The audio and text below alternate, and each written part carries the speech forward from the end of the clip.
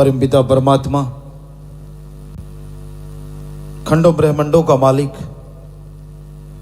ये एक त्रिलोकी है। सैकड़ों जगह और त्रिलोकियां हैं। यहां जीवन है, सैकड़ों जगह और जीवन है।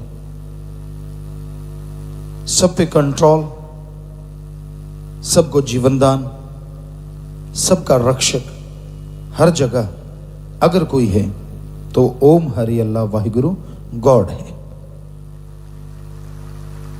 बड़ी हैरानी है, अकल कभी मानेगी नहीं, मान सकती ही नहीं, क्योंकि अकल के दायरे सीमित हैं। यह कैसे संभव है कोई एक हो और वो अरबों खरबों में सारी खबर रखता हो। एक गांव में बहुत सारे लोग होते हैं, लोग उनको याद कर लेता है, लेकिन 10-20 गांव के लोगों का पूछा जाए तो बड़ा मुश्किल हो जाता है हर आदमी की पहचान। एक शहर के पूरे की पहचान, एक आदमी को हर आदमी की पहचान होना अति मुश्किल है, असंभव सा है। वो कैसा है जो एक है और अरबों खरबों की पहचान ही नहीं रखता, उनके हर सेकंड के 100वें हिस्से का भी ध्यान रखता है। कौन क्या कर रहा है, कहां है, क्या चल रहा है। जरा सोचिए, ये तो एक त्रिलोकी है, इसमें अरबों खरबों लोग हैं। सैकड़ों त्रिलोकियों में कितने होंगे, वो हर त्रिलोकी में है।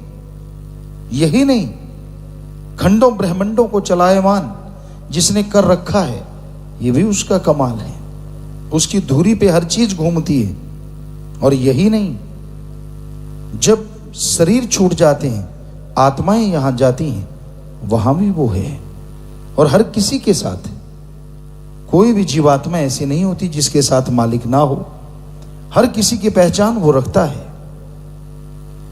तो कैसा है वो, ये जिज्ञासा अंदर उठती है। और अगर इसको शांत करना है तो गुरु मंत्र का जाप करो। किसी के कहने से उल जुलूल चीजों में ना पड़ो। मालिक की जो धुन है, अनहद नाद है, वो तो इतनी सुरीली है, इतनी मीठी है, जो हमेशा बनी नहीं रहती हर किसी के अंदर। क्षण मात्र लोग सुन पाते हैं, फिर साधक जैसे जैसे अपने आप को साध लेता है, वो धुन को लगातार सुनता है। और उसमें एक नशा है, एक मस्ती है, एक लज्जत है, एक शक्ति है, जिसके द्वारा शरीर पावरफुल होता है, आत्मा शांत, अति शांत होती है, सुकून मिलता है, सरूर नशा मिलता है। और जिसके अंदर नशा है, चेहरे पे भी नूर ठाठे मारता है। ये उस परम पिता परमात्मा अल्लाह वाहिगुरु राम का कमाल है। कैसा है वो गजब का, उसको देखिए, पाने की कोशिश कीजिए। कहीं जिंदगी यूं ही दुनियावी कला कलेश में ही ना गुजर जाए। एक काम में सफलता हो गई, दूसरे की चिंता हो गई, 10 में सक्सेस हो गए, 1000 की चिंता तंग कर रही है। आप बेचैन हैं, आप परेशान हैं, आप दुखी हैं अपने बनाए जाल से। आदमी किसी का दुख कम झेलता है, अपने दुखों से दुखी रहता है। बुरे कर्म करता है, उसका नतीजन फल एक दिन भोगना पड़ता है। तो आपको अगर कोई शारीरिक परेशानी है, कोई शारीरिक मुश्किल है, आप नियमानुसार ईश्वर के नाम का सुमरन करो। मस्त हो जाओ, काम धंधे में दिल लगा के काम करो। खाली मन शैतान का चरखा, खाली ना रहिए, काम धंधे में मस्त रहिए। घंटा सुबह शाम सिमरण कीजिए, भले कर्म कीजिए, नेक कर्म कीजिए। यकीनन आपकी शारीरिक तो क्या, आत्मिक बीमारियां भी हट जाएंगी और मालिक की खुशियों से माला माल हो जाएंगे। बड़ा आसान तरीका है, इससे बढ़िया तरीका नहीं हो सकता। डॉक्टर दवा देते हैं, अब लेना तो मरीज का फर्ज है। वो दवा को सामने रख ले सजा के, सुबह शाम माथा टेकता रहे तो क्या फायदा होगा। डॉक्टरी हिसाब से रत्ती पर फायदा नहीं होगा। तो इसी तरह राम का नाम है, अल्लाह वाहिगुरु गॉड खुदा रब का नाम है। आप उसे सजा के, पता नहीं सजा के तो नहीं, पता नहीं कहाँ फेंक देते हैं, याद ही नहीं करते। ले लिया, जब राम नाम लिया तब बड़ी खुशी थी, कुछ देर जाप किया तब बड़ी खुशी थी, बाद में ये भी मालूम नहीं कि उसका जाप करना भी है कि नहीं करना, कभी कभार कर लिया। तो आप शांत चित्त उसका जाप करें, किसी को दिखाने की जरूरत नहीं है। आप अलग से समय निकालिए, मालिक की भक्ति इबादत कीजिए, यकीनन वो सुनेगा। और जब वो सुन लेता है तो दिलो दिमाग शांत हो जाते हैं और आदमी को परमानंद की प्राप्ति होती है। जैसे छोटा सा बच्चा होता है, उसको मां का दूध जब दिया जाता है तो उसके लिए सारी नियामतें मिल जाती हैं, उसको और कोई चीज की जरूरत नहीं पड़ती, उसके लिए सब कुछ वही है। और कई बार बच्चे को चुप कराने के लिए वैसे ही मीठा सा लगा होता है, वो मुंह में डाल देते हैं, उसको वो फीड की तरह लेता रहता है, वो उसमें मस्त हो जाता है, चुप हो जाता है, रोता नहीं, शोर नहीं मचाता।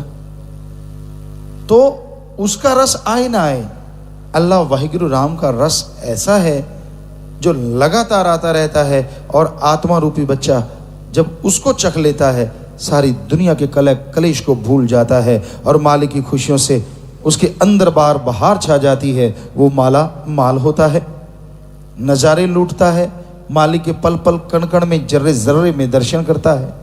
लोभी लालची इंसान को मालिक की खुशियां कभी नसीब नहीं होती, नूरी स्वरूप के दर्शन हो ही नहीं सकते, क्योंकि उसका लोभ लालच आड़े आ जाता है, उसके लिए सबसे बड़ी चीज वही बन जाती है। तो इसलिए भाई लोभ लालच में मत पड़ो। आज सासंगत तन मन धन से जो परमार्थ करती है, माशाअल्लाह, लिख बोल के वर्णन नहीं हो सकता।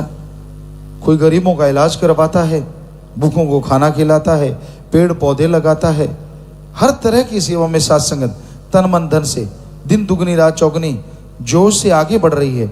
और मालिक का रहमो करम दिन दुगनी चौगनी नहीं, हजारों गुना बढ़ता जा रहा है। और खुशियों से हर किसी का परिचय हो रहा है, खुशियां सबके रूबरू हो रही हैं।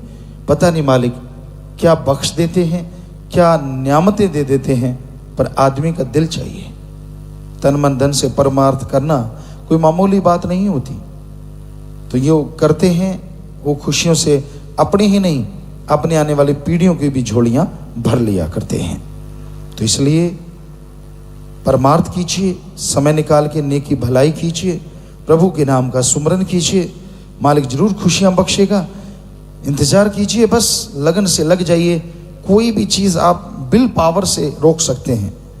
आपको नींद आने वाली है, जम्भाई आ रही है, अब विल पावर से अंदर से सोच लीजिए सुमरन के द्वारा कि मैंने आने नहीं देना, तो नहीं आएगी, ये गारंटेड है। आपका सिर दर्द है, सोच लीजिए, कोई परवाह नहीं करनी, थोड़ी देर में आप उसे कंट्रोल कर सकते हैं।